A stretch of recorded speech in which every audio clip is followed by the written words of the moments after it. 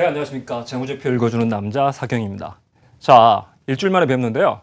제가 저번 주에 이 주제를 가지고 말씀드렸습니다. 우리 미인주들 여러 가지 미인주가 있는데 그 중에서 제가 이제 골드미스 미인주 여기서 말씀을 드리다가 해당되는 종목들 한 5가지 정도를 보여드린 다음에 그 중에서 한 2가지 정도 짚어드리고 한 3가지 정도는 시간 관계상 다음 주로 넘겼습니다. 그래서 오늘 저번 주 이어가지고 계속 말씀을 좀 드려보도록 할 텐데요. 자, 골드미스 미인주 이렇게 찾는다고 기본적으로 말씀드렸습니다. 회사가 가지고 있는 금융자산을 가지고 부채를 다 갚아버렸을 때, 근데 그게 회사 시가총액보다 크다면, 시가총액이 그것보다 작다면 어떤 금융자산을 공짜로 취득할 수 있는 기회가 될 거다 말씀을 드렸고요. 그래서 그렇게 조건에 해당되는 종목들이 한 5가지 정도가 나오는데 그 중에서 저번 주에 이 홀딩스들은 지금 재무제표가 뭘로 표시되다 보니까 연결 재무제표로 표시되기 때문에 그래서 비지배 지분까지도 고려를 해줘야 돼서 부채만 빼는 게 아니라 비지배 지분까지도 빼고 나면 이 두 종목들은 우리가 생각하는 골드미스 미인주에서 제외가 된다 말씀을 드렸고요. 자, 이번 주에는 나머지 그러면 세 종목 삼성공조나 경인전자, CKH 같은 경우에는 우리가 원하는 그런 종목에 해당되는지 살펴보도록 하겠습니다. 자, 먼저 삼성공조인데요. 자, 이 회사 재무제표를 보면 이렇습니다. 현금 자산이 한 100억 정도 있고요. 그리고 유동성 금융자산, 비유동 금융자산 합쳐가지고 금융자산이 한 1,400억. 그리고 지금 현금화 시킬 수 있는 게 한 1,500억, 금융자산만 1,500억 정도가 있는데요. 부채는 500억이에요. 그래서 이 돈 찾아다가 부채 다 갚아버리고 나면 1,000억이 남잖아요. 1,000억인데 시총은 얼마더라? 800억. 그래서 한 200억 정도의 금융자산을 공짜로 살 수 있는 회사거든요. 자, 분명히 이 관점에서 저평가입니다. 자, 근데 말씀드렸죠. 덥석 사는 게 아니라 뭘 확인해라? 분명히 이럴 때는 시장이 바보가 아니기 때문에 회사에 스크래치가 있다. 그 단점, 우리가 무슨 종목을 투자하실 때 항상 장점만 보고 투자를 하십니다. 누가 와서 얘기해 주잖아요. 이 종목이 야 이게 기가 막혀. 야 이런 회사야. 그래? 하면서 사는데 좋기만 한 종목은 없거든요. 분명히 장점과 단점이 같이 있기 때문에 두 가지를 같이 보고 야 이 측면은 분명히 좋지만 이쪽은 문제가 있구나. 그러면 살지 말지 결정하고 또 시장 상황이 바뀌었을 때 내가 어떻게 대응을 할지 계속 홀딩을 할지 매도를 할지 추가 매수를 할지 양쪽 장단점을 같이 볼 수 있어야 되는데요. 자, 이 회사 스크래치가 뭐냐? 제가 생각하는 이 회사의 단점 스크래치입니다. 뭐가 문제냐면요. 자, 뭐가 문제로 보이시나요? 회사의 매출액이 2012년부터 2014년 오면서 계속 어떻게 되더라? 1,200억에서 1,000억, 900억까지 해마다 매출이 줄어들고 있습니다. 그래서 성장성에 문제가 있다고 판단되는 회사거든요. 그래서 회사가 매출이 계속 쪼그라들고 있기 때문에 자, 근데 시장에서는 성장성을 제일 중요시하다 보니까 그래서 회사가 저평가, 금융자산의 가치도 취급을 못 받고 그 이하로 저평가가 돼 있습니다. 자, 그럼 이 단점을 알고도 들어갈지 말지는 각자 취향에 따라 달려있죠.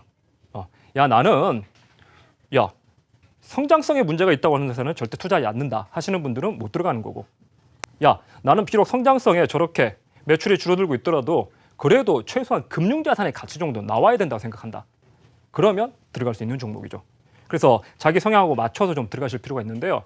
들어가실 때 물론 용기가 필요합니다. 이런 종목도 사면 사실 가치를 부각받을 때까지 시간이 꽤 걸릴 수 있습니다. 제가 장점과 단점을 같이 보라고 말씀드리는 게 제가 저번 주에 제가 이제 저희 와이프한테 사라고 했다는 펀드 다 찾아가지고 사라고 했던 그 종목 있잖아요. 자, 이 상태였습니다. 그때 말씀드린 대로 회사의 매출 채권 가지고 3분의 2만 회수해도 부채 다 갚아버릴 수 있는. 자, 그거 갚고 나면 떨어지는 게 금융자산 470억 떨어지고 강남에 있는 5층짜리 빌딩 공시지가 220억짜리 합쳐가지고 한 700억이 떨어지는데 시총은 300억 대더라. 말도 안 되게 쌌기 때문에 사라고 했다고 그랬는데 지금 보면 여러분이 보기에도 이런 회사가 지금 있다면 살만하시죠. 근데 장점만 보시는 거예요. 실제로 이 회사 단점이 있었거든요. 그 당시에 제가 저희 와이프한테 이거 사라고 말했을 때는 와이프가 저한테 약간 미쳤냐고 했어요. 왜 그랬냐면요. 그 당시 이 회사 주가 차트입니다. 차트를 봤을 때 어떤 생각이 드시는지. 자, 2008년 시총이 3,000원까지 떨어지니까 300억까지 떨어지니까 말도 안 되는 가격에서 사라고 했지만 근데 실제 이 회사 3년 전만 해도 주가가 25,000원이었거든요. 25,000원 하던 주가가 반에 반토막 나가지고 8분의 1이 된 상태였습니다. 차트를 봐서는 이걸 뭐라고 판단이 되시나요? 완전 차트가 무너져 버렸죠. 그래서 이런 종목을 사라고 그러니까 뭐 다른 종목 많을 텐데 이런 걸 나한테 사라고 그러냐 그랬거든요. 이 회사가 뭐가 문제였냐면요. 왜 주가가 반에 반토막이 나버렸냐면요. 스크래치가 있습니다. 자, 이 회사도 마찬가지 그 당시에 성장이 정체가 됐거든요. 매출이 640, 630, 640, 630 플러스 1, 마이너스 1, 플러스 1, 마이너스 1, 이 정도 정체가 되어 있습니다. 자, 그럼 매출이 정체가 되어 있는데 그럼 주가가 옆으로 가야 되는 거 아니냐. 자, 제가 일전에 한번 말씀을 드렸는데요. 이 회사가 2005년 이전에 2004년까지는 매출액 증가율이 얼마였냐면요. 이렇게 증가하던 회사입니다. 연 30%씩 매출이 증가를 했었거든요. 260, 330, 430, 580까지. 자, 이러면 제가 그때 이 말씀 드렸죠. 과거에 30%씩 성장한다고 해서 앞으로도 30%씩 성장할 거라고 기대해버리면 어떻게 된다? 지구 정복할 거라고. 근데 이런 회사가 계속 성장하지 않고 매출이 정체되면 어떻게 된다고 말씀드렸나요? 가던 주가가 옆으로 가는 게 아니라 곤두박질 친다고. 왜? 주가 이미 앞으로 30%씩 계속 성장할 거는 기대가 이미 반영이 돼 있었는데 근데 매출이 그만큼 올라오지 않고 옆으로 가버리면 주가가 떨어져 버리거든요.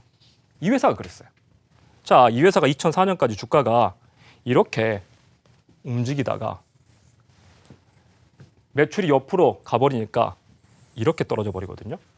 자, 그러면 이 종목에 대해서 이럼에도 불구하고 투자할 거냐 말 거냐 의사결정을 할 때 저 단점을 고려를 해야 되거든요. 제가 그때 와이프한테 자신 있게 사라고 했던 이유는 저는 이건 플레이어가 시장에서 노는 플레이어들이 바뀌었다고 봤습니다. 지금 이 시점까지 이 회사에 투자한 사람들은 뭘 보고 투자한 걸까요? 연 30%씩 성장하는 이 회사의 성장성을 보고 투자하던 사람들이죠. 근데 이때 사던 사람들은 이걸 단순히 사람들이 주식을 내다 던졌다 팔았다고만 생각하시면 안 되고요. 항상 양면이 있거든요. 주가가 떨어진다는 것 누군가는 또 사는 겁니다. 사는 사람이 없으면 주가는 안 떨어지잖아요. 그래서 이때 사는 사람들은 뭘 보고 사는 걸까요? 초기에는 과거처럼 매출이 다시 증가할 거다라는 기대가 남아 있었다면 자, 이 10,000원 이하에서도 사는 사람들은 이건 이제 이 회사에 뭘 보고 30% 성장할 거라고 기대하고 사는 사람들은 아니죠. 그 사람들은 이미 다 실망하고 나갔고요. 여기까지 남아있는 사람들 그리고 이때 사는 사람들은 이 회사의 자산가치 최소한 8,000원, 주당 8,000원 나와야 되는 자산가치를 보고 투자하는 사람들일 겁니다. 그럼 이 사람들이 계속해서 이 종목을 팔 거다 안 팔 거다? 더 이상 팔지는 않을 거다. 그래서 성장성을 노리는 사람들 다 나갔고 지금 자산가치를 노리는 사람들이기 때문에 이 이상 주가가 떨어질 위험은 내가 보기에는 크지 않다라고 생각해서 질렀던 거였거든요. 자, 좀 전에 보여드린 삼성공조 분명히 매출액이 4년 연속 감소하고 있는 건 단점입니다. 근데 그 기간 동안 이 회사의 주가를 보시면 주가는 어떻게 되죠? 2012년, 13년, 14년, 15년 오면서 상승하고 있습니다. 아니 왜 매출은 줄어드는데 매출이 계속 줄었는데 주가는 상승했을까요? 여기서 투자한 사람들도 뭘 보는 건 아니다 지금? 성장성을 보고 투자한 사람들은 아닐 거라고 생각됩니다.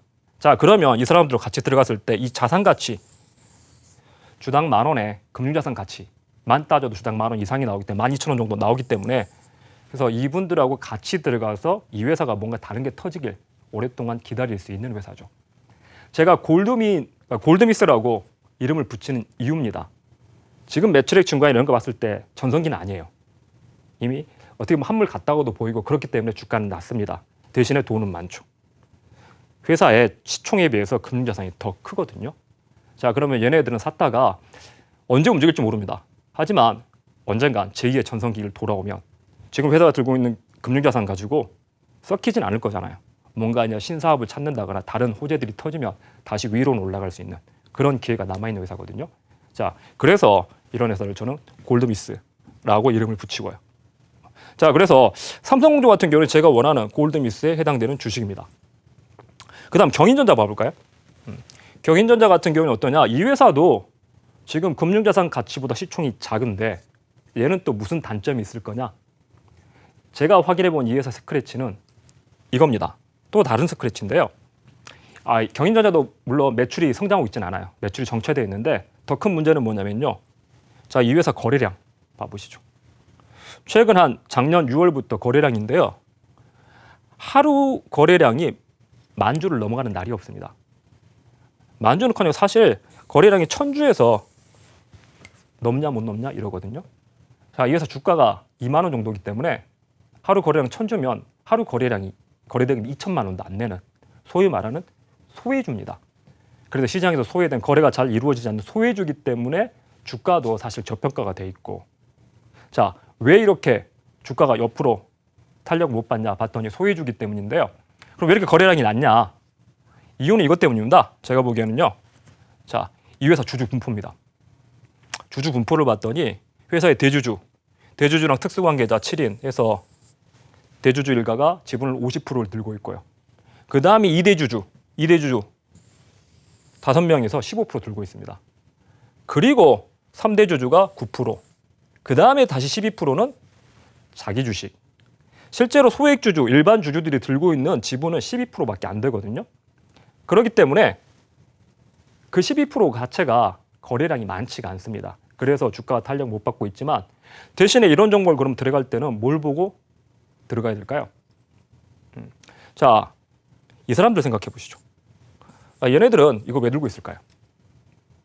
주가가 저렇게 소유주에 있고 주가가 탄력도 못 받고 재미도 없을 텐데 불구하고 이 지분을 이렇게 7, 80% 들고 있는 이유는 뭘 노리고? 이런 회사에 투자한 다음에 이건 시세 차익이 아니라 이 회사가 벌어들인 이익을 가지고 뭘 할 거다? 배당을 할 거라는 배당으로 가져가겠죠.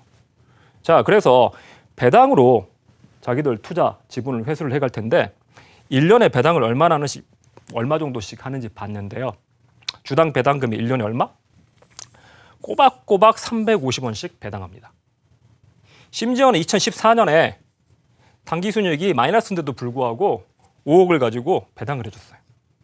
그래서 당기순이익이 마이너스일 때도 배당을 한다는 건 이 회사는 의지를 보이는 거죠. 꼬박꼬박 350원씩은 배당을 하겠다고. 자, 주가랑 비교해봤더니 배당 수익률이 2%. 최근에 주가가 올라서 1.8%가 나옵니다. 지금 우리 은행 금리가 몇 프로인가요? 1.8%가 안 되죠.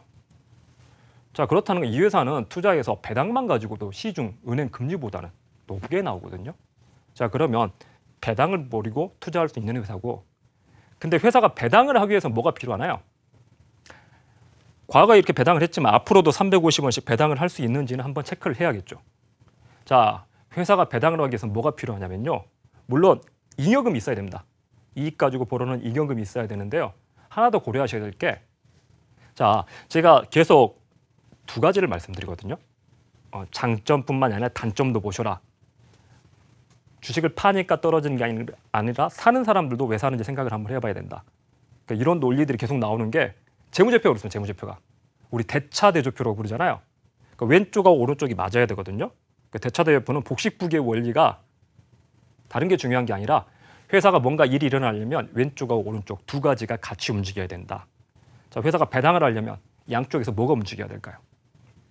일단 아까 말씀드린 오른쪽 자본에 잉여금도 있어야 되지만 왼쪽에 배당은 현금으로 줘야 되니까 금융자산, 현금도 있어야 됩니다. 자, 그러면 이 회사가 앞으로도 배당을 할 수 있겠나? 자, 봤더니요. 금융자산은 많죠. 애초에 이 회사가 골드미스 후보로 뽑혔던 게 금융자산이 이렇게 약 400억가량 있기 때문이었고, 대신 오른쪽 잉여금도 한 287억이 있습니다. 자, 이 회사가 지금 연 350원씩, 주당 350원씩 배당하기 위해서는 배당 총액이 한 4억 8천 정도가 필요하거든요. 한 5억 정도가 필요한데, 자, 앞으로 몇 년은 지금 가진 것만 가지고도 배당이 가능할까요?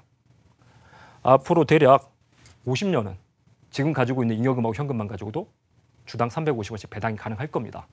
그래서 앞으로 쭉 350원씩 배당할 거라는 기대를 충분히 할 수 있고, 이것만 노리고도 들어갈 수 있는 회사거든요. 자, 그래서 이런 종목은 누구한테 제가 추천을 해드리냐면요. 야, 나는 위험한 투자는 싫다. 괜히 대박 노렸다가 쪽박 차는 거 싫다. 대신 원래 성향이 좀 소심하고 안전한 자산을 선호하는데 지금 은행 금리가 너무 낮다. 은행 금리 1%대밖에 안 되잖아요. 물가상을 따져보면 거의 마이너스 금리에 가까운데, 자, 그래서 예금보다는 조금 더 수익률을 노려보되 그렇게 위험하지 않은 회사 투자하신다면 저는 이런 종목 추천해드립니다. 이 회사 주가가 더 떨어질 수도 있습니다. 떨어지면 저는 더 살 거예요. 왜? 주가가 더 떨어지면 배당 수익률이 2%, 3%까지 올라가 버리거든요. 그러면 은행 금리보다 훨씬 나을 테니까. 그래서 그런 사람들이 이 회사 주가를 2만 원대에서 바칠 거예요. 자, 그래서 그걸 노리고 들어가는 거고, 저희 와이프가 딱 그런 성격이에요. 그래서 위험한 투자를 싫어하기 때문에 제가 예전에 이런 회사 추천해 줬습니다. 어떤 회사였냐면요. 제가 그 말씀 드렸었잖아요. 저희 와이프가 2008년에 금융위기 터져가지고 펀드 반토막 났을 때 펀드 다 환매해서 아까 말씀드린 A라는 종목을 사라고 그랬고 그 뒤로는 와이프가 이제 월급 받는 걸 일정 부분 적금으로 모았습니다. 적금으로 꼬박꼬박 모았는데 그래서 이자 한 푼 더 받으려고 어디에다가 적금을 맡겼냐면요. 그 저축은행에. 그랬다 못 터졌죠. 2012년에 저축은행 사태 터져가지고 뱅크런 막 이러니까 또 놀래가지고 그 돈을 뺐어요. 그래서 야 은행도 이제 못 믿겠다 어떻게 해야 되냐라고 하길래 야 그러면 차라리 이런 종목에 투자를 해라. 야 어차피 은행도 망하는데 회사 중에서 지금 시중 금리만큼 배당으로 주는 회사들이 있다. 샀다가 자 근데 주식은 배당만 노리는 게 아니라 모두 노려볼 수 있죠. 주가가 오를 가능성도 조금 남아있기 때문에 그런 종목 샀다가 주가 안 오르면 그냥 꼬박꼬박 이자 받듯이 배당만 받고 주가가 오르면 팔 수 있으니까. 그래서 추천한 종목이 뭐였었냐면요. 그 당시에 솔가스, 도시가스, 서울 도시가스를 추천을 해줬습니다. 추천을 해줬던 이유가요. 한 4년 동안 배당금이 어떻게 되나요? 꼬박꼬박 주당 1,250원씩 꼬박꼬박 배당하고 있거든요. 배당 수익률이 2%에서 이에서 주가가 떨어졌습니다. 그러니까 2.5%까지. 근데 그 당시에 금리가 3% 밑으로 떨어지던 시기거든요. 자, 그래서 도시가스는 일종의 독점, 그 지역 안에서는 독점이기 때문에 성장성은 없어요. 하지만 망할 위험도 되게 적습니다. 근데 이걸 가지고 꼬박꼬박 배당을 해줘서 근데 이게 주가가 4만 원대까지 떨어졌거든요. 한 4만 4천 원까지, 4만 5천 원까지 떨어지길래 주가가 원래 7만 원 가다가 4만 5천 원까지 떨어졌습니다. 4만 5천 원이라면 배당을 1,250원 또 해주면 대략 2% 후반, 3% 가까운 수익률이 나오죠. 그래서 차라리 저희 와이프한테 샀다가 은행에 넣어놨다고 생각하고 배당 받아라 해서 매수를 했습니다. 그 당시에 이제 4만 4천 원에 매수를 했는데요. 배당 노리고 들어간 종목이었는데 사실 배당은 한 번밖에 못 받았어요. 왜 한 번밖에 못 받았냐면 회사가 배당을 안 한 게 아니라 주가가 이렇게 돼버렸거든요. 자, 이 회사 그 당시에 얘도 마찬가지로 주가가 재미없었던 이유 중에 하나는 이것 때문이거든요. 아까 똑같이 소액주주 지분율 10%밖에 안 됩니다. 좀 전에 봤던 경인전자처럼 유통 물량이 되게 작아가지고 주가가 재미가 없었는데 근데 이 종목이 어떻게 돼버렸냐면요. 자, 이렇게 됐습니다.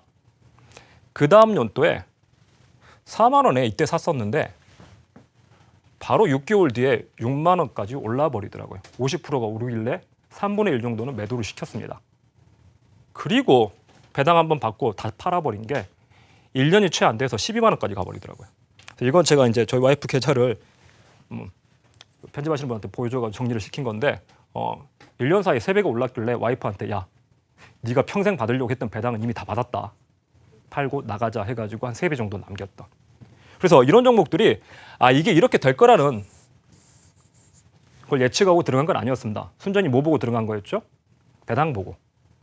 뭘 봤냐면요. 4만 원 밑으로 주가가 떨어지긴 힘들다. 왜? 시중 금리가 3%가 안 되는데 이 종목 배당 수익이 3% 이상일 거기 때문에. 그래서 이 밑으로 떨어지긴 힘들 건데 뭔가 다른 게 터지면요. 자, 아까 유통 물량이 되게 작았잖아요. 유통 물량이 작고 소외돼 있다는 건 단점일 수도 있지만 어떨 때는 장점이 돼버리나요. 이게 주가가 오르기 시작하면 무섭게 올라버립니다. 그래서 그럴 때는 오히려 유통 물량이 작다는 게 짧은 기간에 주가가 확 오를 수 있는 장점으로 작용하기도 하거든요. 최근에 그랬잖아요. 코데지 컴바인.